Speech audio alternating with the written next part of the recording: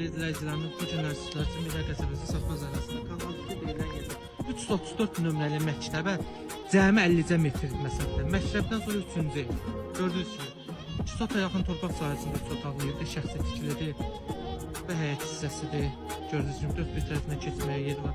Burada sanzel və sanitar boşluqları yerləşir. Ayrı-ayrılıqsızlıqlarda təmizsizlik, kanalizasiyasıdır. Bu evimizin görünüşdə həyətin 2 maşın olduğu yerləşə bilər.